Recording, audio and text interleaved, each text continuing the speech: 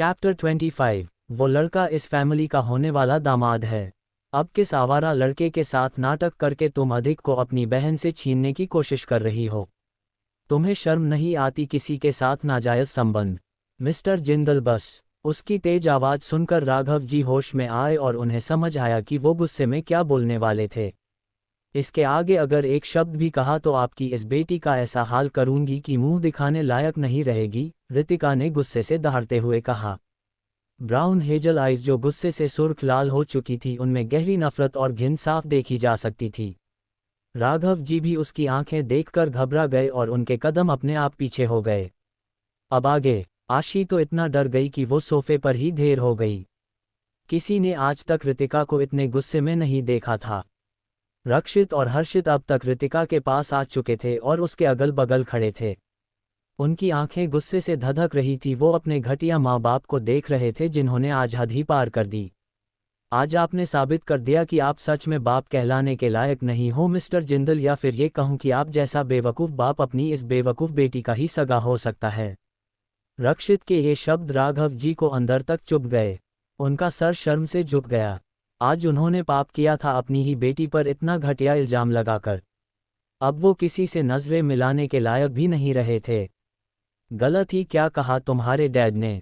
ये लड़की एक लड़के के साथ उसका हाथ पकड़े सबके सामने बैठी थी, इससे ये क्या दिखाना चाहती है? ये सोचती है कि किसी के साथ भी होने से अधिक को कोई फर्क पड़ेगा। अरे उससे तो कोई फर्क नहीं पड़ेगा, लेकिन तुम जो खुद को नीचे गिरा रही हो, इससे तुम्हें कोई भी अच्छा इज्जतदार खानदान अपने घर की बहू तो नहीं बनाएगा सिवाय मिस्ट्रेस बनने के। चटाक थप्पड़ की गूंज सबके कानों में सुनाई थी और दमदार चाटा स्नेहा जी के गाल को लाल कर गया और वो खुद को संभाल नहीं पाए और फर्श पर जा गिरी।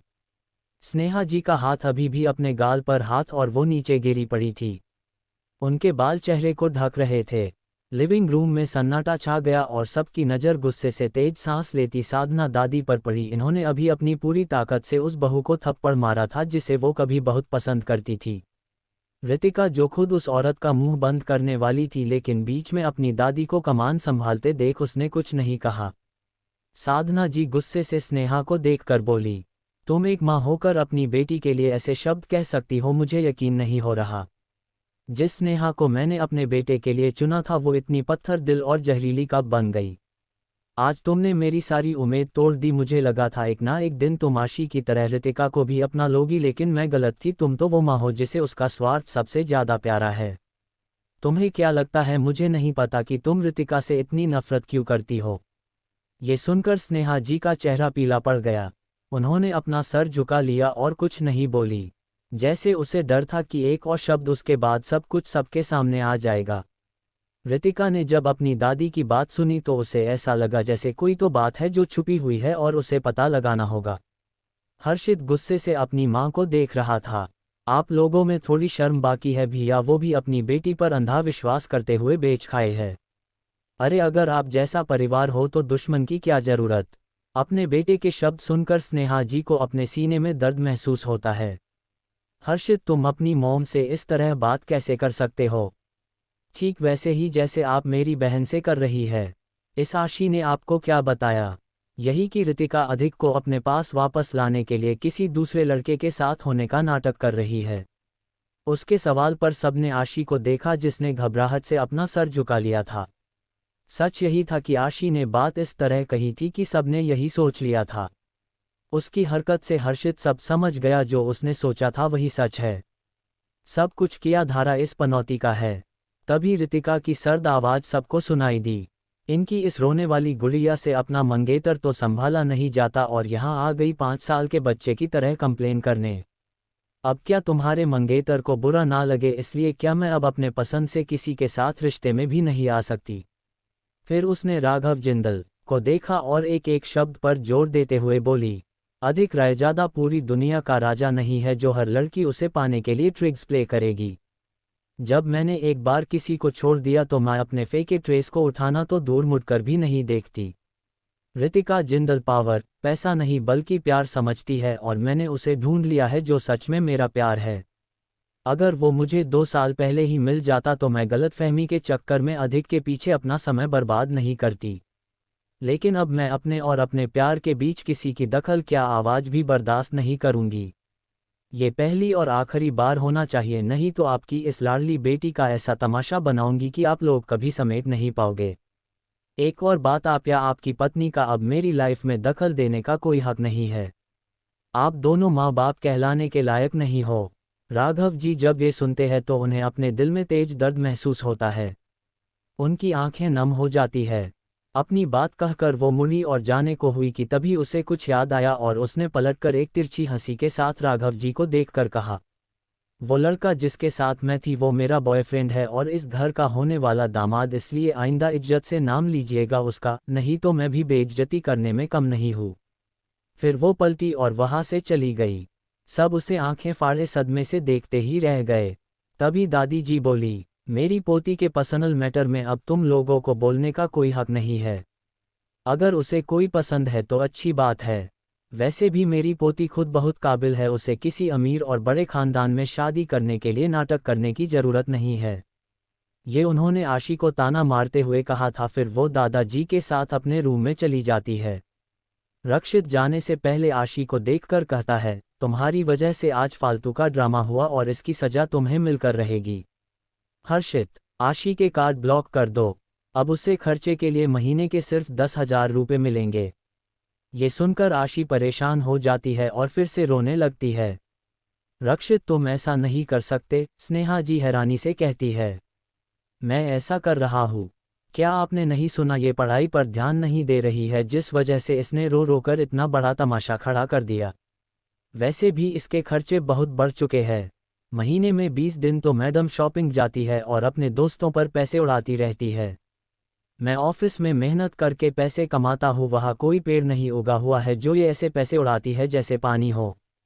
इसलिए इसे पॉकेट मनी मिलेगी और अगर आपको इससे परेशानी है तो खुद के हिस्से का पैसा उसे दे सकती हो। अपनी बात कहकर वो ऊपर अपने रूम में चला गया। हर्षित भी आशी को गुस्से से देखने के बाद वहां से चला गया। स्नेहा जी जो आशी को चुप करा रही थी गुस्से से अपने पति से बोली, देखा आपने अपने फैसले का नतीजा। रक्षित को हेड बना दिया, ये जानते हुए भी कि वो रितिका की तरफ कितना पार्शियल है। बस करो स्नेहा, राघव जी गुस्से से चीखे। चीख सुनकर वो डर गई और आशी भी सहम कर उनके गले लग है। वहाँ हॉल में रिद्धि जी, मानसी और मिशा ही थे। उन तीनों ने भी जाने में भलाई समझी, इसलिए वो चुपचाप चले गए। राघव जी एक एक कदम रखते हुए स्नेहा जी के पास आए। उनकी आंखें गुस्से से लाल थी, उन्हें अपनी तरफ बढ़ता देख वो डर गई और उन्होंने आशी को खुद से दूर झटक दिया और खुद पीछे हट गई। मुझे माफ़ कर दो। आप क्या करना चाहते हैं? वो डरते हुए बोली। तुम मेरे बेटे को कह रही हो कि वो भेदभाव करता है, लेकिन असलियत तो ये है कि तुमने हमारी बेटियों में भेदभाव किया है। आशी को अपने कलेजे से लगाए रखा और रितिका को दूर फेंक दिया जैसे वो किसी दूसरे का अंश हो। आज तुम्हारी और तुम्हारी इस बेटी की गलत बातें सुनकर मैं अपनी नज़रों में गिर चुका हूँ। तुम्हारे जैसी ढोंगी औरत की बातों में आकर मैंने अपने परिवार के 2 हिस्से कर दिए। वो नफरत से सब कहने के बाद वहां से चले गए। आशी हैरानी से अपनी मां को देख रही थी जिसने उसे बेदर्दी से धक्का दे दिया था। रितिका का रूम। रितिका ने कपड़े चेंज किए और अपना लैपटॉप लेकर बैठ गई। उसने ईमेल्स चेक किए तो उसके असिस्टेंट ने सारी अकाउंट्स रिपोर्ट और सेल्स रिपोर्ट की कॉपी उसे सेंड कर दी थी। वो उन्हें चेक करने लगी। जैसा उसने सोचा था यहाँ गड़बड़ होनी शुरू हो गई थी। रिकॉर्ड्स देखते हुए धीरे धीरे उसके होठों पर एक ठंडी मुस्कान खिल गई। तभी उसका फ़ोन रिंग करने लगा। उसने बिना कॉलर आईडी देखे उठा लिया। उसका ध्यान पूरी तरह से अपने काम में था। हेलो डॉल, बेहद ही आकर्षक और गहरी आवाज़ दूसरी तरफ से सुनाई दी। आवाज़ सुनते ही रितिका के कीबोर्ड पर चलते हाथ रुक गए, फिर शांति से बोली, कैसे फ़ोन किया? दूसरी तरफ से अक्ष जो चेयर से सर टिकाए बैठा उसकी सांसों की आवाज़ सुनने की कोशिश कर रहा था बोला, बस मन किया तुम्हारी आवाज़ सुनने का। मुझे बहुत याद आ रही है डॉल, क्या मैं तुम्हें वीडियो कॉल करूं? आई प्रोमिस मैं तुम्हें डिस्टर्ब नहीं करूंगा, बस देखता रहूंगा। ठीक है। रितिका के इतनी जल्दी मान जाने से अक्ष हैरान तो हुआ लेकिन जल्दी ही खुश हो गया। वो अपने केबिन से अटैच रूम में चला गया और उसने रितिका को वीडियो कॉल लगा दिया। रितिका ने कॉल रिसीव कर लिया और अगले ही पल दोनों एक दूसरे के सामने थे। सच तो ये था कि रितिका का मूड भी खराब हो चुका था इतना ड्रामा देखकर, इसलिए वो बस काम में खुद को भटका रही थी। लेकिन जब अक्ष ने उसे कॉल किया तो उसे अलग सी शांति हुई और अच्छा लगने लगा। तुम ठीक हो ना? अक्ष ने फिक्र से पूछा क्योंकि उसे वो थोड़ी परेशान लग रही थी। मैं ठीक हूँ, बस थोड़ा ज़्यादा ड्रामा देख लिया इसलिए सर में दर्द होने लगा है। तो क्या मैं आ जाऊँ? मैं तुम्हारे सर को दबा दूंगा। रितिका ने उसे घूर कर देखा और बोली, आप मेरा सर दर्द वहीं से ठीक करिए, यहाँ आने की ज़रूरत नहीं है। अगर भाई को पता चल गया तो प्रॉब्लम हो जाएगी। तो इसका मतलब तुम्हें कोई प्रॉब्लम नहीं है अगर मैं आता हूँ? अक्ष ने एक्साइटेड होकर पूछा। जिस पर रितिका बस हल्का सा मुस्कुराई, लेकिन उसने कुछ कहा नहीं। उसकी चुप्पी को हामी मानकर अक्ष खुश हो गया। क्या कल तुम फ्री हो? अक्ष उससे पूछता है। रितिका थोड़ी देर सोचती है, फिर कहती है, मैं फ्री तो हूँ लेकिन कल कॉलेज के बाद मुझे काम से बाहर जाना है। उसे मना करते हुए बुरा तो लग रहा था, लेकिन उसका जाना जरूरी था क्योंकि कल से वो अपनी कंपनी फिर से मैनेज करना शुरू करने वाली थी। पर अक्ष को बिल्कुल बिल्कुल बुरा लगा। उसने प्यार से पूछा, तो परसों? जिस पर रितिका ने मुस्कुराते हुए अपना सिर हिला दिया। उसकी हाँ होते ही वो खुश हो गया। ठीक है डॉल, तो परसों कॉलेज के बाद का तुम्हारा सारा टाइम मेरा हुआ। वादा करो। ये कहते वक्त अक्ष की आंखों में अलग ही चमक थी। रितिका ने उसकी आंखों में देखा और पूरे कॉन्फिडेंस के साथ बोली, वादे टूटने के लिए बनते हैं, इसलिए मैं वो नहीं करूंगी। मैं चाहती हूँ हमारे बीच प्यार से पहले विश्वास का रिश्ता रहे जो कि सबसे ज़्यादा मजबूत हो, और मैं तुम्हें अपना विश्वास देती हूँ।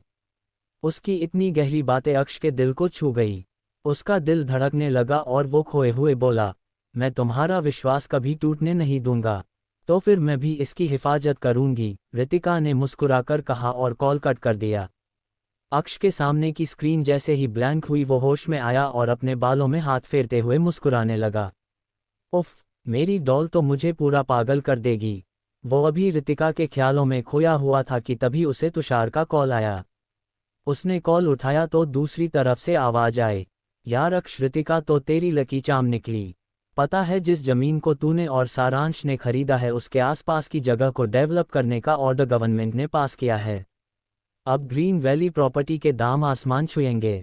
उसकी बात पर अक्ष मुस्कुराया और बोला, इसमें कहने की क्या बात है, वो लकी है ही तभी तो हम उस क्राइम सीन वाली जगह को खरीदने से बच गए, नहीं तो फ्यूचर में हमें बहुत लॉस होता और हम इसमें फंस भी सकते थे। हाँ यार, उस चक्कर से तो बाल बाल बचे। अब पुलिस अपना काम कर रही है तो पता चल ही जाएगा कि कौन सारांश को फ्रेम करना चाहता था।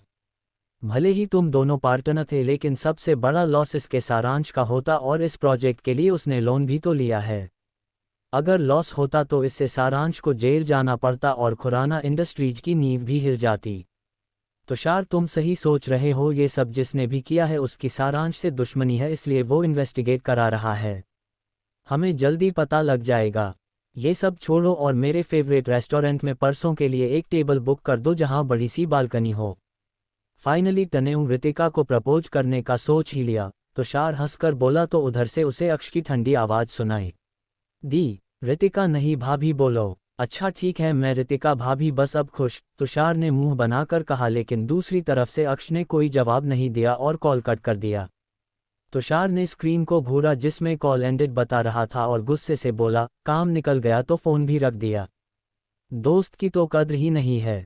उद्धरण चिन्ह। ऐसे ही बड़बड़ाते हुए वो उस रेस्टोरेंट के मैनेजर को कॉल करके सभी इंस्ट्रक्शन देने लगा। जहां अक्ष रितिका को प्रपोज करने का प्लान बना रहा था, वही जिंदल मैंशन का एक कमरा अंधेरे में डूबा हुआ था। पूरा सामान यहाँ वहाँ बिखरा पड़ा था, जैसे वहाँ कोई लड़ाई हुई हो। उस कमरे के अंधेरे कोने में एक लड़की घुटने में अपना सर छुपाए बैठी थी। उसके कंधे हिल रहे थे जिससे लग रहा था जैसे वो रो रही है, लेकिन जैसे ही उसने अपना चेहरा उठाया तो इस लड़की का चेहरा हल्की रोशनी जो खिड़की से आ रही थी उसमें नजर आने लगा। आंखें सुर्ख लाल और बाल पूरी तरह से बिखरे हुए जैसे उसने उन्हें खींचा हो। वो रोते हुए हंस रही थी। वो कोई और नहीं, आशी थी। तभी रूम का डोर खुला और एक औरत जिसने मेड के कपड़े पहने थे अंदर आई। ये क्या पागलपन है आशी, तुम हमारी इतने सालों की मेहनत मिट्टी में मिला देना चाहती हो। उस औरत की बात सुनकर आशी गुस्से से बोली, तो क्या करूं, जीत के इतने करीब आ जाने के बाद ऐसा लग रहा है जैसे मैं हार रही हूं। वो अधिक जिससे मैं प्यार करती हूँ वो भी अब उस रितिका की तरफ झुकने लगा है। मेरे दोनों भाई भी अब मुझसे पहले जैसा प्यार नहीं करते और इन सब का कारण ये रितिका है। पता नहीं वो एकदम से कैसे बदल गई। उसे तो मुझे मारना चाहिए था और तमाशा करना चाहिए था, लेकिन जैसा सोचा था कुछ नहीं हुआ। उन सभी बातों को याद करके वो अपने बाल खींचने लगी। उसे फिर से अपना आपा खोता देख वो औरत बोली, शांत हो जाओ और कभी भी अपना असली चेहरा किसी के सामने मत आने देना।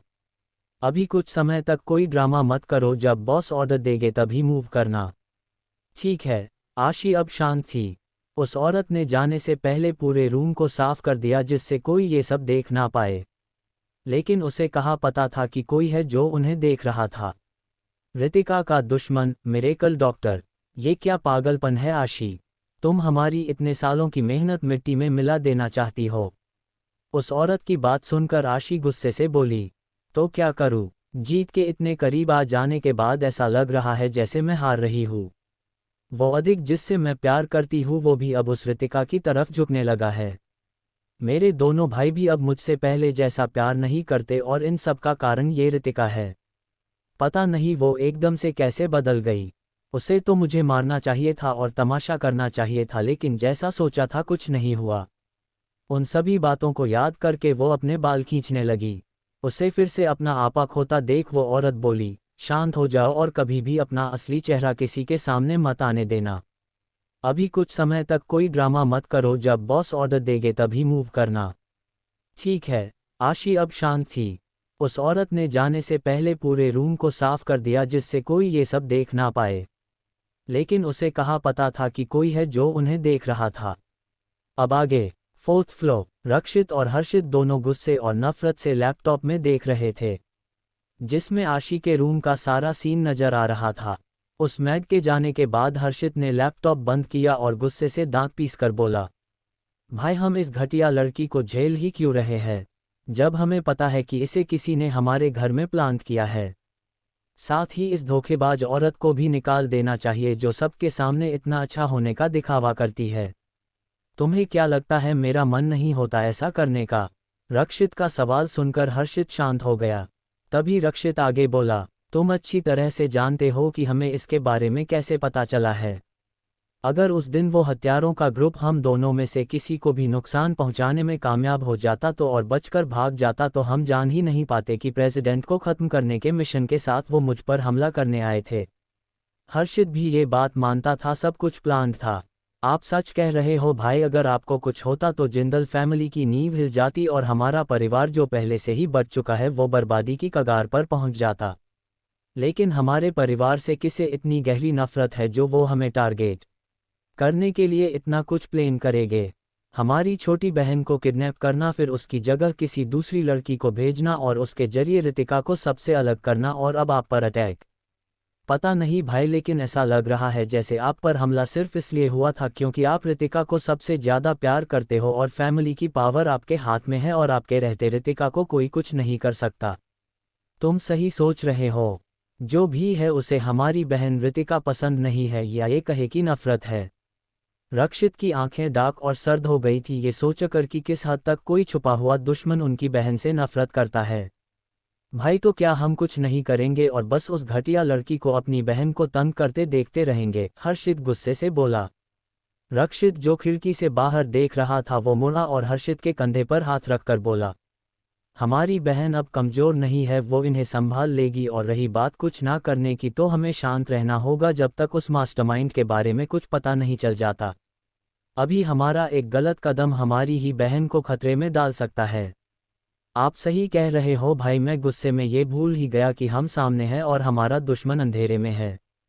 दोनों बातें कर रहे थे लेकिन उन्हें पता नहीं था कि दरवाजे के पास खड़ी रितिका ने सब कुछ सुन लिया है। रितिका वहां अपने भाई से मिलने आई थी क्योंकि वो उन्हें अपनी कंपनी के बारे में बताने का सोच रही थी, लेकिन ये सब जानकर वो चुपचाप वहां से अपने रूम की तरफ चली गई। अपने रूम में आकर वो सोचने लगी, इसका मतलब नोवेल में रक्षित भाई का कोमा में जाना एक सोची समझी साजिश थी। अगर उस दुश्मन को उन्हें मारना ही होता तो वो हॉस्पिटल में भी ये कर सकते थे, लेकिन ऐसा नहीं हुआ। इसका मतलब उनका टारगेट सिर्फ रितिका थी, लेकिन उसने ऐसा क्या किया था जो किसी की उससे इतनी गहरी दुश्मनी होगी? इस बारे में सोचते सोचते उसे इरिटेशन होने लगी थी। वो गुस्से से बोली, एक बार वो बुजदिल दुश्मन अपने बिल से निकल आए, उसके बाद मैं बताती हूँ कि रितिका जिंदल से दुश्मनी कितनी महंगी पड़ेगी। अगर वो टॉप असासिन ग्रुप मेरे दुश्मन ने भेजा है तो फिर मैं उसे कमज़ोर समझने की गलती नहीं कर सकती। वैसे भी जो जहर मेरी बॉडी में है वो भी रेयर है, लेकिन मैं रियल वर्ल्ड से आई हूँ, इसलिए इसका इलाज करना मेरे लिए मुश्किल नहीं होगा। बस थोड़ा दर्द सहना होगा और कुछ खास जड़ी बूटियाँ खोजनी होगी। जहर मेरे लिए बड़ी बात नहीं है, लेकिन मुझे अपने रियल वर्ल्ड की तरह यहाँ भी पावरफुल बनना होगा। इस रितिका की स्किल और टैलेंट मेरे जैसा ही है, बस मेरा स्टैंडर्ड हाई है। अब मुझे सभी फील्ड में अपनी पावर बढ़ानी होगी। ये सब सोचने के बाद उसने लैपटॉप लिया और नेशनल हेल्थ केयर ऑर्गेनाइजेशन का होम पेज ओपन कर लिया। उसने वहाँ ढेर सारे केसेज देखे, लेकिन उसे जो चाहिए था वो आखिर में उसे एक स्पेशल सेक्शन में मिल गया, अनसोल्वेड केस। रितिका ने वो फोल्डर खोला और उसने वो सभी फाइल्स रीड करना शुरू कर दी जिनकी ट्रीटमेंट इंडियन में नहीं हो पाई थी। उसके लिए वो विदेश जाते या कुछ सर्जरी तो इतनी कॉम्प्लिकेटेड होती कि सबको करने में ही डर लगता और वर्ल्ड के बेस्ट डॉक्टर भी उस पेशेंट को नहीं बचा पाते। नोवेल वाली रितिका और उसमें कई चीज़ें कॉमन थी, जैसे वो बिजनेस क्वीन और वर्ल्ड की बेस्ट मल्टी स्पेशलिस्ट डॉक्टर और सर्जन के साथ और भी कई फील्ड में उसका टैलेंट था। नोवेल वाली रितिका भी बिजनेस वूमेन थी और उसने साथ में डॉक्टरी भी पढ़ी थी। उसका थियोरिटिकल नॉलेज एक्सीलेंट था, इसलिए तो उसने टॉप किया था, बस उसने प्रैक्टिकल स्किल्स नहीं सीखी थी और वो बिना प्रॉपर डॉक्टर बने ही मर गई थी। उसने नोवेल के बारे में सोचते हुए गहरी सांस भरी और बोली, तुम चिंता मत करो रितिका, जो तुम नहीं कर पाई थी वो सब मैं पूरा करूंगी। अब से मैं ही रितिका हूँ। थैंक यू मुझे ये नई जिंदगी देने के लिए। उसके बाद वो केस को स्टडी करने लगी। उसे समझ आया कि जो सबके लिए मुश्किल है वो उसके लिए खाना खाने जितना आसान है। उसके पास जन्म से ही एक्स्ट्रा ऑर्डिनरी स्किल्स थी। हाई आईक्यू और ईक्यू के साथ उसकी सीखने और याद करने की स्पीड बहुत ज़्यादा थी। खासकर उसके पास अजीब तरह से चमत्कारी मेडिकल स्किल्स थी जिनके साथ वो सिर्फ नब्ज महसूस करके बीमारी बता सकती थी। उसने 1 घंटे के अंदर सभी पेंडिंग केसेज को सॉल्व कर दिया और लैपटॉप बंद करके बेड पर लेट गई। उसे थोड़ी थकान हो रही थी, ये उसके जहर की वजह से था। वो ज़्यादा प्रेशर डालने से थक जाती थी। उसने आंखें बंद की और थोड़ी ही देर में उसे नींद आ गई। वहीं दूसरी तरफ नेशनल हेल्थ केयर ऑर्गेनाइजेशन की लैब में बड़ी सी स्क्रीन बार बार चमक रही थी और एक सायरन बज चुका था। आवाज़ सुनकर कई डॉक्टर भागते हुए आया और चमकती हुई स्क्रीन को देखने लगे जहां 10 सवाल लिखे हुए थे जो कि सालों से सुलझाए नहीं गए थे। तभी एक डॉक्टर शौक से चिल्लाया, यहाँ जवाब लिखा है! उद्धरण चिन्ह। उसके ये बोलते ही बाकी डॉक्टर की नज़र भी स्क्रीन के सवालों के सामने चली गई जहां सच में जवाब लिखे हुए थे। किसी ने इन सवालों के जवाब दे दिए। ये कैसे हो सकता है? जरूर गलत होंगे, हमें डायरेक्टर को जल्दी से बुलाना होगा। उसकी बात सुनकर दूसरा डॉक्टर बोला, सही या गलत ये तो बात की बात है, लेकिन मेन ये है कि किसी ने इन अजीब सवालों को सच में सॉल्व करने की हिम्मत की है, यही बड़ी बात है। बाकी डॉक्टर भी उसकी बात पर सहमत दिखे, लेकिन वो डॉक्टर जिसने कहा था कि डायरेक्टर को बुलाओ वो घबराने लगी और मन ही मन सोचने लगी, मैं इन सवालों को सॉल्व करने के लिए सालों से रिसर्च कर रही हूँ लेकिन अभी तक एक का भी जवाब नहीं ढूंढ पाए, लेकिन आज किसी ने मेरा सपना तोड़ दिया। तभी एक दूसरी डॉक्टर ने उसके कंधे पर हाथ रखा और बोली, अहाना इतना मत सोचो, जरूरी नहीं है कि सब सवाल सही ही हो। क्या पता किसी ने ऐसे ही जवाब दे दिया हो। वैसे भी जब तक कोई सारी अनसोल्व फाइल सॉल्व नहीं कर देता और इन सभी 10 सवालों के सही जवाब नहीं दे देता तब तक वो हमारी ऑर्गेनाइजेशन का डायरेक्टर बनने के काबिल नहीं है।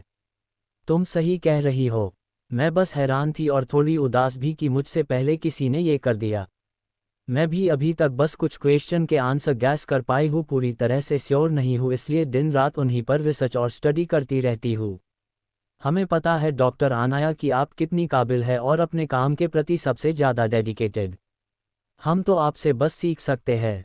एक और डॉक्टर उनके पास आकर बोली। उसे देखकर अनाया हंसकर बोली, आशिमा तुम मुझे छेड़ना बंद करो और सीनियर को इन्फॉर्म कर दो, अभी उनकी मीटिंग ओवर होने ही वाली होगी। जिस पर आशी जो बाद में आई थी वो बोली, इसकी ज़रूरत नहीं है क्योंकि ये खबर तो पूरी ऑर्गेनाइजेशन में फैल गई है। डायरेक्टर ही क्या, हमारी ऑर्गेनाइजेशन के जीनियस डॉक्टर्स और हेल्थ मिनिस्टर सब तक ये न्यूज़ पहुंच गई है कि किसी ने अनसॉल्व केस सॉल्व कर दिए हैं, वो भी सिर्फ 1 घंटे में। उसकी बात सुनकर आहाना और उसके साथ वाली दूसरी डॉक्टर जिसने आहाना को सांत्वना दी थी हैरान रह गए। आशिमा, तुम्हें किसने बताया कि सभी पेंडिंग केस भी सॉल्व हो गए? कीर्ति, तुम इतना शॉक क्यों हो? ये तो सिंपल है ना, जब कोई उन केसेज को सॉल्व करेगा तभी तो सायरन बजता, ना सिर्फ डिजिटल स्क्रीन के क्वेश्चन से इतना हंगामा थोड़ी होता। अब जाकर कीर्ति को भी ये बात याद आई। उसने आहाना को देखा जो दुखी लग रही थी। अच्छा, मैं चलती हूँ, अब कॉन्फ्रेंस में ही मिलेंगे। ये कहकर आशिमा वहां से चली गई। उसके होठों पर तिरछी हंसी भी थी। वो मन ही मन बोली, लगता है अब तुम्हारा घमंड तोड़ने भी कोई आने वाला है अनाया। मैं तुमसे कभी इतनी चापलूसी से बात नहीं करती अगर तुम्हारी वजह से मुझे मेरी सीनियर की तरफ से धमकी ना मिलती। इस बारे में सोचते हुए उसका मन खट्टा हो गया, लेकिन आज उसे एक सुकून भी मिला था। वही कॉन्फ्रेंस हॉल में इस वक्त इंडिया और अब्रॉड के भी बेस्ट डॉक्टर मौजूद थे। आज वो सब एक बहुत ही इम्पोर्टेंट केस के बारे में स्टडी करने के लिए मीटिंग कर रहे थे। जैसे ही उनकी मीटिंग पूरी हुई उन्हें ये सायरन सुनाई दी, जिसे सुनकर सभी शॉक हो गए थे। इस वक्त बड़ी सी स्क्रीन पर वही पैडिंग फाइल खुली थी और उसके साथ था सॉल्यूशन। वो केस एक सर्जरी का था जो बहुत ही कॉम्प्लिकेटेड थी, क्योंकि उस पेशेंट को कई सारी बीमारियां थी जिस वजह से उसकी ब्रेन ट्यूमर की सर्जरी के फेल होने के ज़्यादा चांसेस थे। लेकिन उस केस का सॉल्यूशन देखकर सब दंग रह गए थे, यहाँ तक कि ओवरसीज से आए बेस्ट सर्जन भी। ऐसे ही एक एक करके उन्होंने सभी केसेज का जवाब पढ़ा। जितना वो स्टडी करते उतना की एक्साइटेड हो जाते। आखिरी फाइल पढ़ने और स्क्रीन के 10 क्वेश्चन जिसके जवाब वो भी नहीं जानते थे, उन्हें देखने के बाद सब सदमे में थे। उत्साह, शौक, हैरानी और अविश्वास के कई भाव वहाँ देखे जा सकते थे। तभी डायरेक्टर उठे और हंसते हुए बोल, फाइनली एक मिरेकल डॉक्टर हमें मिल ही गया। इतनी क्लोज ऑब्जर्वेशन और डिटेल्ड मेथड के साथ तो हमारे कैपेबल डॉक्टर इस तरह की सर्जरी आराम से ऑपरेट कर पाएंगे और पेशेंट को बचाने के चांसेस भी बढ़ जाएंगे। डायरेक्टर सुभाष, आप सही कह रहे हो, लेकिन अभी भी हमें इन 10 सवालों को चेक करवाना होगा। मुझे लगता है इसके लिए मॉडर्न और tradition medicine genius professor doctor Sudarshan को इनवाइट करना चाहिए। डॉक्टर विशेष, आपकी बात बिल्कुल सही है और अब मुझे लगता है कि वो आने से इस बार मना नहीं कर पाएंगे। आखिर वो कब से एक जीनियस को ढूंढ रहे थे जो उनकी लेगेसी को आगे बढ़ाए। मैंने अपने असिस्टेंट को उन्हें इन्फॉर्म करने के लिए बोल दिया था। तभी एक दूसरे डॉक्टर हंसकर बोले, डायरेक्टर सुभाष, अगर ये 10 सवाल भी सही निकले तो आपको अपनी कुर्सी छोड़ने का दुख तो नहीं होगा ना? उनकी बात पर डॉक्टर सुभाष हंसकर बोले, मुझसे ज़्यादा खुश कौन होगा? वैसे भी मैं बूढ़ा होता जा रहा हूँ, अब मुझे रिटायरमेंट एंजॉय करनी है और अपने पोते पोतियों को खिलाना है। उनकी बात सुनकर सभी डॉक्टर हंसने लगे। अब्रॉड के best doctor surgeon mister Sinclair अपनी टूटी फूटी हिंदी में बोले, डायरेक्टर सुभाष, अगर वो टैलेंटेड डॉक्टर आपकी टीम की ज्वाइन करता है तो उसे हमसे इंट्रोड्यूस जरूर कराएं। हम उसे वर्ल्ड हेल्थ केयर ऑर्गेनाइजेशन में अपॉइंट करना चाहेंगे, जिससे ऐसा टैलेंट होने पर हमारी मुश्किलें भी कम हो जाए। उनकी बात पर डायरेक्टर सुभाष बोले, जरूर डॉक्टर सिंक्लेयर। तभी मीटिंग रूम के डोर पर नॉक हुआ। कमिंग, डायरेक्टर सुभाष ने कहा तो उनका असिस्टेंट अंदर आया और उन्हें एक फाइल देकर बोला, सर, मैंने प्रोफेसर सुदर्शन के असिस्टेंट को इन्फॉर्म कर दिया है। पहले तो वो नहीं माने, लेकिन जब मैंने उन्हें यहाँ की सिचुएशन एक्सप्लेन की तो वो मान गए। और ये फाइल उसी डॉक्टर की है जिसने हमारे सिस्टम में लॉगिन करके 1 घंटे के अंदर सभी केस सॉल्व कर दिए। अपनी बात कहने के बाद वो डायरेक्टर की चेयर के पीछे खड़ा हो गया। डायरेक्टर सुभाष ने सर हिलाया और फाइल ओपन कर दी। वो बहुत एक्साइटेड लग रहे थे। जब उन्होंने फाइल में डिटेल्स पढ़ी तो उनके एक्साइटेड एक्सप्रेशन हैरानी में बदल गए। सभी डॉक्टर्स और सर्जन की नज़र डायरेक्टर सुभाष पर थी। फाइल पढ़ते हुए उनके बदलते एक्सप्रेशन को देखकर वो सोच में पड़ गए। आखिर ऐसा क्या है उस फाइल में जो डायरेक्टर इतने हैरान दिख रहे हैं? कुछ पल बाद डायरेक्टर सुभाष ने फाइल बंद कर दी और सभी को देखकर बोले, मेरे हाथ में जो फाइल है वो उसी मिरेकल डॉक्टर की है जिसका एक्सपीरियंस और टैलेंट हमने अभी देखा। ये सुनकर कि फाइल में उसी टैलेंटेड मिरेकल डॉक्टर की इन्फॉर्मेशन है, सबकी आंखें चमक उठी। लेकिन डायरेक्टर के आगे के शब्द सुनकर वो भी हैरान रह गए। उस डॉक्टर का नाम रीत है। वो एक्सपीरियंस डॉक्टर नहीं है बल्कि एक यंग डॉक्टर है जिनका रिजल्ट एक्सीलेंट है, लेकिन कोई मेडिकल प्रैक्टिस होने के रिकॉर्ड नहीं है। डायरेक्टर, तो क्या ये हो सकता है कि उस डॉक्टर को बस थियोरेटिकल नॉलेज ज़्यादा हो और सर्जरी ही नहीं करनी आती हो? डॉक्टर विशेष ने पूछा। जिस पर डायरेक्टर सुभाष के कहने से पहले ही मीटिंग रूम का दरवाजा खुला और एक बूढ़ा आदमी अंदर आकर बोला, डॉक्टर विशेष, तुम्हारे अंदर दिमाग भी है। इस तरह का केस कोई तभी सॉल्व कर सकता है जब उसे सर्जरी की गहरी समझ हो और एक्सपीरियंस भी। हो सकता है उसने किसी हॉस्पिटल में प्रैक्टिस ना की हो। आजकल तो एआई की मदद से भी प्रैक्टिस होती है जिससे रियल ऑपरेशन जैसा ही एक्सपीरियंस मिलता है। जल्दी से उस डॉक्टर को बुलाओ, मैं मिलना चाहता हूँ। मैं खुद देखूंगा कि उसे क्या क्या आता है। प्रोफेसर सुदर्शन, क्या हमें पहले इन्वेस्टिगेट नहीं करना चाहिए? डायरेक्टर ने पूछा। चुप रहो, तुम डर क्यों रहे हो? वैसे भी अब इस कुर्सी पर बूढ़े लोगों को बैठना शोभा नहीं देता। जल्दी से मेल करो और कल मिलने के लिए बुलाओ। अगर उसे थ्योरेटिकल नॉलेज भी होगी तो भी मैं उसे सर्जरी सिखा दूंगा। वैसे भी इतनी नॉलेज के साथ तो कोई भी सब कुछ सीख सकता है। प्रोफेसर सुदर्शन को इतना एक्साइटेड देखकर सभी डॉक्टर हैरान रह गए। क्या ये वही बूढ़ा प्रोफेसर है जो ज़्यादा बोलने को फालतू मानता था? लेकिन आज क्या हुआ? तो क्या रितिका बनेगी प्रोफेसर सुदर्शन की स्टूडेंट? क्या रक्षित पता लगा पाएगा इन सब के पीछे के मास्टरमाइंड का? रितिका को मिला इनविटेशन और चेतन की बदतमीजी। डायरेक्टर, तो क्या ये हो सकता है कि उस डॉक्टर को बस थियोरेटिकल नॉलेज ज़्यादा हो और सर्जरी ही नहीं करनी आती हो? डॉक्टर विशेष ने पूछा। जिस पर डायरेक्टर सुभाष के कहने से पहले ही मीटिंग रूम का दरवाजा खुला और एक बूढ़ा आदमी अंदर आकर बोला, डॉक्टर विशेष, तुम्हारे अंदर दिमाग भी है। इस तरह का केस कोई तभी सॉल्व कर सकता है जब उसे सर्जरी की गहरी समझ हो और एक्सपीरियंस भी। हो सकता है उसने किसी हॉस्पिटल में प्रैक्टिस ना की हो। आजकल तो एआई की मदद से भी प्रैक्टिस होती है जिससे रियल ऑपरेशन जैसा ही एक्सपीरियंस मिलता है। जल्दी से उस डॉक्टर को बुलाओ, मैं मिलना चाहता हूँ। मैं खुद देखूंगा कि उसे क्या क्या आता है। प्रोफेसर सुदर्शन, क्या हमें पहले इन्वेस्टिगेट नहीं करना चाहिए? डायरेक्टर ने पूछा। चुप रहो, तुम डर क्यों रहे हो? वैसे भी अब इस कुर्सी पर बूढ़े लोगों को बैठना शोभा नहीं देता। जल्दी से मेल करो और कल मिलने के लिए बुलाओ। अगर उसे थ्योरेटिकल नॉलेज भी होगी तो भी मैं उसे सर्जरी सिखा दूंगा। वैसे भी इतनी नॉलेज के साथ तो कोई भी सब कुछ सीख सकता है। प्रोफेसर सुदर्शन को इतना एक्साइटेड देखकर सभी डॉक्टर हैरान रह गए। क्या ये वही बूढ़ा प्रोफेसर है जो ज़्यादा बोलने को फालतू मानता था? लेकिन आज क्या हुआ? अब आगे। डायरेक्टर ने अपने असिस्टेंट को देखा और उससे पूछा, क्या तुमने प्रोफेसर को उस डॉक्टर के आंसर भेज दिए थे? ये सर, मुझे उन्हें सेंड करना पड़ा, नहीं तो वो बात भी करने को तैयार नहीं थे। अब जाकर डायरेक्टर सुभाष को समझ आया कि प्रोफेसर इतने एक्साइटेड क्यों है। आप बैठिए प्रोफेसर, मैं अभी डॉक्टर रीत को खुद कल आने के मेल भेज देता हूँ। मुझे दिखाओ उसकी बच्ची की डिटेल्स। ये कहकर प्रोफेसर सुदर्शन डायरेक्टर के पास वाली खाली चेयर पर बैठ गए। डायरेक्टर ने उन्हें वो फाइल थमा दी और जैसे ही रिकॉर्ड देखे तो उनकी आंखें चमक उठी। वो इन्फॉर्मेशन रितिका की मेडिकल स्टडी और डिग्री से रिलेटेड था, उसमें उसकी पर्सनल इन्फॉर्मेशन नहीं थी। रितिका ने अपने निक नेम को ही यूज़ किया था। उसने मेडिकल की प्रिपरेशन अपनी हाई स्कूल स्टडी के बाद से ही कर दी थी। उसने हायर स्टडीज साइंस स्ट्रीम में की थी और एक साथ 2 ग्रेजुएशन डिग्री के लिए उसने अप्लाई किया था। उसके हाई आईक्यू और इम्प्रेसिव मेडिकल नॉलेज की वजह से उसे दिल्ली के best medical college Saint Xavier's international medical institute से डिस्टेंट लर्निंग का एडवांटेज मिला। प्रोफेसर सुदर्शन उसकी थ्योरी नॉलेज तो देख चुके थे, अब वो उसे प्रैक्टिकली सर्जरी करते हुए देखना चाहते थे। तब तक डायरेक्टर सुभाष ने डॉक्टर रीत की आईडी पर मेल भी सेंड कर दिया था, जिसमें उन्होंने उसे नेशन हेल्थ केयर ऑर्गेनाइजेशन में इनवाइट किया था। तभी उन्होंने प्रोफेसर सुदर्शन को कहते सुना, डॉक्टर विशेष, वो पेशेंट जो कि कोमा में है, क्या वो यही शिफ्ट है या आपने उसे प्राइवेट हॉस्पिटल में शिफ्ट करवा दिया है? प्रोफेसर, वो यही है, क्योंकि आप उन्हें लेकर आए थे तो हमारे बेस्ट डॉक्टर्स पूरी कोशिश कर रहे हैं उन्हें कोमा से निकालने की, लेकिन अभी तक इस पर कोई पॉजिटिव इफेक्ट दिखाई नहीं दिया है।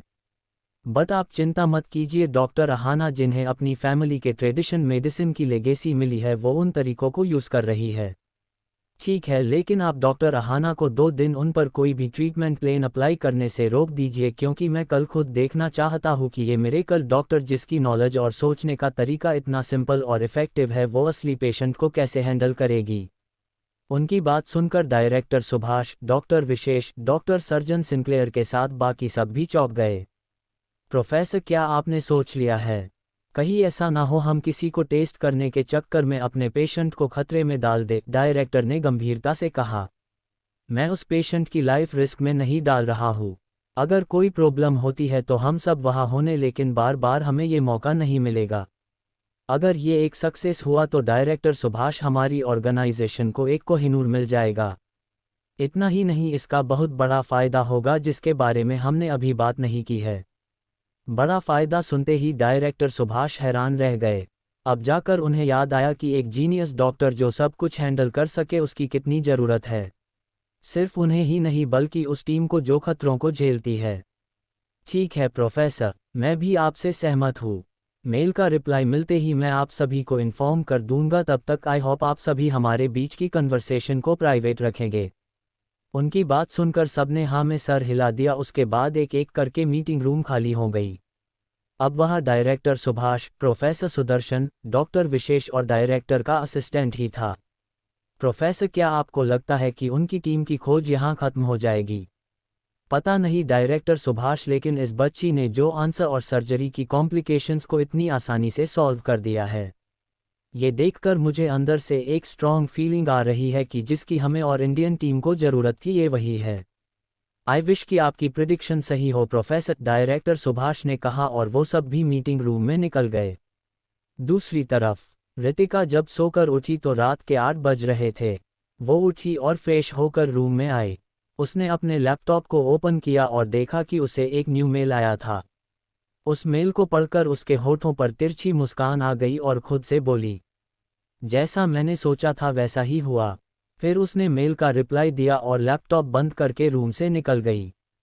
रूम के बाहर ही उसे अपने दोनों भाई मिल गए। तुम थक गई थी, अब से इतना स्ट्रेस मत लेना, जो भी काम हो अपने भाई से कहना, रक्षित ने प्यार से उसका सर सहलाते हुए पूछा। मैं ठीक हूँ, और जैसे आप मेरे लिए कभी नहीं थकते वैसे ही आप सबके लिए कुछ करने से मुझे थकान कैसे हो सकती है? प्रिंसेस ने बिल्कुल सही कहा है भाई, आखिर वो हमसे इतना प्यार जो करती है। हर्षित रितिका के हाथ को पकड़कर नीचे जाते हुए कहता है। रक्षित उसकी बात पर हल्का सा मुस्कुरा देता है। तभी रितिका का फ़ोन रिंग करने लगता है। वो स्क्रीन पर देखती है जहां राधा शो हो रहा था। रक्षित की नज़र भी उसके फ़ोन की स्क्रीन पर गई, फिर उसने हटा ली। हेलो, रितिका ने कॉल उठाते हुए कहा तो दूसरी तरफ से राधा की उदासी भरी आवाज़ आई। वीक डैड की छुट्टी फिर से कैंसल हो गई और वो कल ही जा रहे हैं। मुझे अच्छा नहीं लग रहा है। रितिका ने जब उसकी इतनी से टोन सुनी तो वो बोली, अंकल का काम कैसा है ये तो तुझे भी अच्छे से पता है। तू उदास मत हो, मैं तुझे अकेला नहीं छोड़ूंगी। कल अंकल के जाने के बाद तू अपना सामान लेकर घर आ जाना। वैसे भी यहाँ फालतू के लोग रह ही रहे हैं, तू तो फिर भी मेरी बेस्ट फ्रेंड है। उसकी बात सुनकर राधा खुश हो जाती है, फिर टेंशन से पूछती है, ठीक है लेकिन तेरे घर वाले कुछ कहेंगे तो नहीं? तुझे मेरे घर वालों की चिंता करने की ज़रूरत नहीं है। तू उसी फ्लो पर रहेगी जो भाई ने बनवाया था। वहाँ कोई भी फैमिली मेंबर नहीं आ सकता और ना वो कुछ बोल सकते हैं। अगर कुछ बोलते हैं तो मैं संभाल लूँगी। लेकिन वो फ्लो तो तेरे भाई का है ना, और वहाँ सिर्फ तेरा ही रूम बना हुआ था। बेचारे हर्षित को तो एक एक्स्ट्रा रूम मिला था। तीनों अभी लिफ्ट में थे और शांति होने की वजह से उन्हें राधा की आवाज़ सुनाई दे रही थी।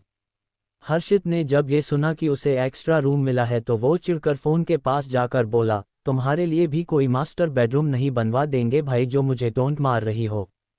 तुम भी एक्स्ट्रा हो और मेरी तरह ही एक्स्ट्रा रूम में रहोगी। उसकी बात सुनकर दूसरी तरफ से राधा गुस्से से बोली, तुम एक्स्ट्रा किसे कह रहे हो? भूल गए वो मैं ही थी जिसने तुम्हारे बड़े भाई के कमरे का बुरा हाल किया था और उन्हें पता भी नहीं चला था। रही बात एक्स्ट्रा रूम में रहने की तो मैं अपनी रीत के साथ रहूंगी। तुम मेरे साथ नहीं रह सकती, कृतिका ने बिना भाव के कहा। फिर अपने भाई को देखा जो हर्षित को घूर रहे थे। और हाँ भाई ने सुन लिया है जो तुमने अभी अभी कहा है, इसलिए मेरे रूम में सोने की सोचना भी मत। जैसे ही राधा ने सुना कि उसने क्या कहा है और उसे मतलब समझ आया तो वो शॉक हो गई। इसके बाद राधा की दोबारा आवाज़ नहीं निकली। रितिका ने अपना फ़ोन देखा जिसकी स्क्रीन काली हो चुकी थी। उसने सर हिलाया और अपनी पॉकेट में रखकर बोली, रक्षित भाई उसे दूसरे रूम में रहने दो, वो अब कोई कांड नहीं करेगी। तुम्हें पूछने की ज़रूरत नहीं है प्रिंसेस, रही बात तुम्हारी दोस्त की तो उससे स्को में सेटल कर लूँगा। रितिका ने अब कुछ नहीं कहा। तीनों लिविंग रूम में आ गए और अपने दादा दादी के पास बैठ गए। वहाँ पूरी फैमिली मौजूद थी लेकिन उन्होंने सबको इग्नोर कर दिया। साधना दादी रितिका को देखकर बोली, प्रिंसेस जल्दी यहाँ आओ और देखो क्या तुम्हें ये नेकलेस पसंद है? ऋतिका जो अपने बड़े भाई के पास बैठी थी। दादी के बुलाने पर रक्षित ने उसे अपनी दूसरी तरफ बैठने दिया क्योंकि वो दादी के साइड बैठा था। साधना दादी ने उसे आईपैड पर एक फ़ोटो दिखाई और बोली, ये एक रानी का हार है और ये वाइट एंड ब्लू डायमंड से बना हुआ है। इसकी हिस्ट्री बहुत पुरानी है और ऐसे डायमंड्स बहुत रेयर है। ऋतिका ने हार को ध्यान से देखा तो उसे भी अपनी दादी की बात सच लगी। ये हार अच्छा है दादी, उसने बस सिंपल सा जवाब दिया। उसकी बात सुनकर साधना दादी अपने पति से बोली, अब हमारी पोती को भी ये पसंद है तो हमें इसे उसके लिए लेना ही होगा जिससे वो अपने मायके से कुछ अच्छा लेकर जाएगी। अपनी दादी की बात सुनकर ऋतिका ने हैरानी से उन्हें देखा। दादा राजवर्धन हंस पड़े और ऋतिका के एक्सप्रेशन देखकर बोले, जब से तुमने ये अनाउंस किया है कि तुमने एक बॉयफ्रेंड बनाया है तब से तुम्हारी दादी बहुत एक्साइटेड है। तभी उन्हें पता चला कि कुछ दिन बाद मुंबई में एक बहुत बड़ा ऑक्शन होने वाला है और वहाँ एक रानी का हार ऑक्शन में दिया गया है, तब से ये उसे तुम्हारे लिए लेना चाहती है। ऋतिका ने जब अपने दादाजी की बात सुनी तो उसे बहुत ही टच्ड फील हुआ। उसने अपनी दादी को देखा जो कितनी खुश थी। वो उनका हाथ पकड़कर बोली, दादी माँ, अभी इन सब में टाइम है, आपको इतनी टेंशन लेने की ज़रूरत नहीं है। वैसे भी इस रानी के हार के बिना भी आपकी प्रिंसेस किसी की क्वीन ही बनेगी। साधना दादी अपनी पोती की बात सुनकर खुश होती है।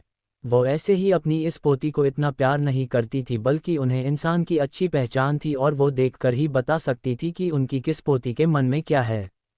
वो मानसी और मिशा को इसलिए नहीं पसंद करती थी क्योंकि वो दोनों स्वार्थी थी और लालची। अगर अभी वो ऋतिका की जगह उनसे ये कहती तो वो अब तक सोशल मीडिया पर फैला चुकी होती और शो ऑफ करती। उन दादी पोती का इतना प्यार देखकर चारों लड़कियां जल रही थी। इस वक्त आशी, शिखा, मानसी और मिशा एक ही सोफे पर एक साथ बैठी थी। वहाँ भाविका नहीं थी, वो अपनी फ्रेंड के घर चली गई थी। दी क्या हम दादी की पोतिया नहीं है जो वो हर बेस्ट चीज़ इस ऋतिका को देने की कोशिश करती है? मिशा गुस्से से दांत पीसते हुए मानसी से पूछती है। ये कौन सी नई बात है मिशा, हर बार तुम एक ही सवाल पूछकर थक नहीं जाती? दादी हमें पसंद नहीं करती है क्योंकि उनकी आंखों में बस ऋतिका ही है। अपनी बहन का जवाब सुनकर मिशा ने आगे कुछ नहीं कहा। उसने अपनी मुट्ठी कस ली और नफरत से ऋतिका को घूरने लगी। वही दादी ऋतिका का हाथ थामे बोली, मुझे पता है कि मेरी पोती सबसे कीमती है, फिर भी मैं चाहती हूँ कि हम तुम्हें बेस्ट देने की कोशिश करें। ये ऑक्शन है तो पता नहीं किसके हिस्से जाए लेकिन हम कोशिश जरूर करेंगे। ठीक है दादी, अब ऋतिका ने कुछ नहीं कहा। तभी वो बोली, रीत बच्चा, क्या तुम अपने बॉयफ्रेंड को किसी दिन घर के लेकर आओगी? वो क्या है ना, एक बार वो आया था लेकिन हम उससे मिल ही नहीं पाए और वो चुपचाप चला गया था, पर इस बार तुम उसे अपने साथ लाना, मैं और तुम्हारे दादी जी उस लड़के से मिलना चाहते हैं। ठीक है दादी, मैं उन्हें लेकर आऊंगी, लेकिन अभी कुछ दिन मैं बिजी हूँ और घर भी लेट आऊंगी इसलिए थोड़ा समय लग जाएगा। कोई बात नहीं प्रिंसेस, हमें बस उससे मिलना है, वैसे तो हम उसे देख ही चुके हैं, उसने तुम्हारी जान जो बचाई थी। कोई शक नहीं है कि वो तुम्हें बहुत प्यार करता है। दादी की आखिरी बात सुनकर ऋतिका शर्मा गई। उसे शर्माते देख दादी मुस्कुरा उठी और उसकी बलैया लेकर बोली, किसी की नज़र ना लगे मेरी बच्ची को। वही मिशा ऋतिका के एक्सप्रेशन देखकर हैरान और गुस्सा दोनों थी। ये इतनी जल्दी अधिक से मूव ऑन कैसे हो गई? और इसे उस अनाथ में सच में इंटरेस्ट है या ये कुछ प्लेन कर रही है? माना वो काबिल है और थोड़ा गुड लुकिंग भी, लेकिन रिच तो नहीं है। वो इसे लग्जरी लाइफस्टाइल तो नहीं दे सकता, फिर ये इतनी नॉर्मल क्यों दिख रही है? अगली सुबह आज भी रक्षित ने ऋतिका को कार ना चलाने के लिए कहा था। वैसे भी सारांश और हर्षित अभी उसे मौका भी नहीं देते। उन्हें अपनी बहन की चोट की फिक्र थी। भले ही उसका घाव गहरा नहीं था लेकिन वहाँ गोली लगी थी, ये कोई छोटी बात नहीं थी।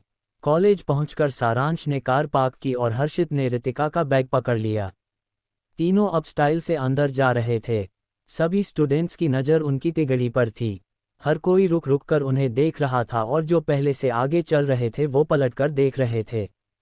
तभी एक स्टूडेंट ने कहा, लान ग्रुप भी आ गया। इसी के साथ सबकी नज़र एक बार फिर गेट पर चली गई जहां अधिक कार से निकला। उसे देखते ही लड़कियां आहें भरने लगी, आखिर वो था ही इतना हैंडसम कि लड़कियां उसके सपने देखने से खुद को रोक नहीं पाती थी। अधिक की कार से शुभ, विवान, ध्रुव और दिव्या निकले। उनके पीछे भी एक कार थी जिसमें से चेतन, मेघना और दीप्ति निकली। सभी एक साथ अंदर आए। हर लड़की की नज़र अधिक पर थी, लेकिन रितिका ने उसे आज भी नहीं देखा। वो बिना किसी को देखे अपने भाइयों की बातें सुनते हुए आगे बढ़ रही थी। उसकी आंखें सिर्फ एक चेहरा ढूंढ रही थी। उसी वक्त लाइन ग्रुप उनके पास आया और चेतन ने सीटी बजाते हुए अपने साथ चल रही मेघना से कहा, क्या तुमने देखा, कोई बहुत कोशिश कर रही है खुद को रोकने की। हाँ मैं, क्या सभी देख रहे हैं। वैसे सही भी है, कौन उस इंसान को देखना चाहेगा जिसने उसे रिजेक्ट कर दिया हो। मेघना ने तिरछी नज़र से रितिका को देखकर कहा। उसकी बात पर चेतन हंसा और तेज आवाज में बोला, सही कहा, अगर उसे मूव ऑन करना ही है तो क्या रिच एंड हैंडसम लड़कों की कमी हो गई थी। चुना भी किसी कॉलेज के टॉपर को जिसके अंदर सिर्फ किताबी कीड़ा है। ये कहकर वो जोर जोर से हंसने लगा। उसके साथ उनके ग्रुप और बाकी स्टूडेंट भी हंसने लगे। अधिक के भाव न्यूट्रल थे, उसे जैसे किसी भी चीज़ से कोई मतलब नहीं था। वही रितिका जो उन्हें इग्नोर कर रही थी, लेकिन उन्हें अब अक्ष का मजाक उड़ाता सुनकर उसकी आंखें लाल होने लगी। सारांश और हर्षित को भी गुस्सा आ रहा था। तभी चेतन ने कुछ ऐसा कहा जिससे उनका सब्र जवाब दे गया और वो उसे मारने के लिए झपटे। रितिका, उस अक्ष में ऐसा क्या है जो तुम्हें मुझ में नहीं दिखा। अगर अधिक से मूव ऑन करना ही था तो मेरे जैसे किसी के पास आती, उस अक्ष से ज़्यादा तुम्हें खुश रख। उसकी चीख सुन के लान ग्रुप के मेंबर और बाकी स्टूडेंट ने हंसना बंद कर दिया और वो शौक से सामने का नज़ारा देखने लगे।